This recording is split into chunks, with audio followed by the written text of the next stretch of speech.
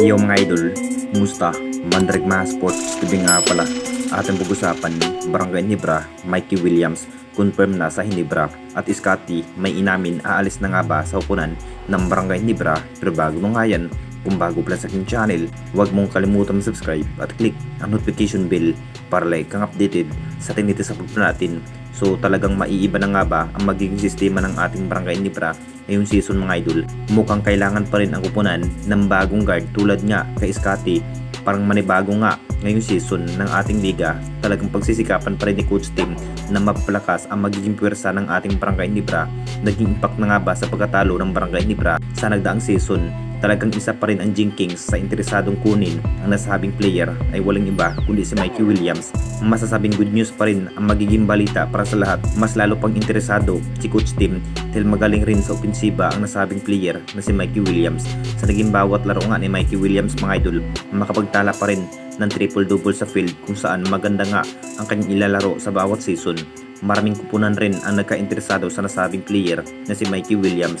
Isa rin ang TNT Tropang Giga na gustong ibabalik sa puder si Mikey Williams sa TNT Tropang Giga. Hindi na rin na mangyari na may ibalik pa rin si Mikey Williams dahil sa contract issue sa management ng TNT Tropang Giga. Kinukumpirma na nga rin na opisyal na nga rin naganap bilang player itong si Mikey Williams sa upunan ng Barangay Ginebra dahil pumirma na pala ng bagong contract sa upunan ng Jinkings. At dito na naman tayo sa isa pa nating balita.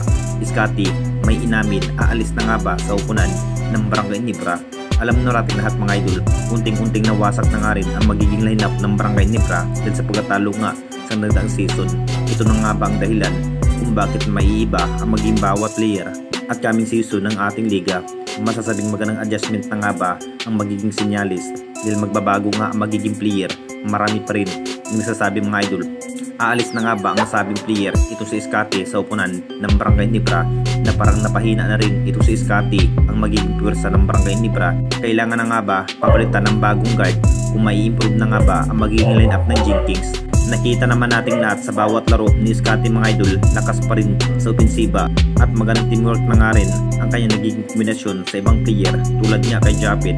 Pero inamin na rin ni Scotty kung sakaling ganun pa rin ang magiging sistema ng Barangay Ginebra, hindi na nga rin siya magdadalawang isip na aalis sa kampo ng Barangay Ginebra itong si Scotty.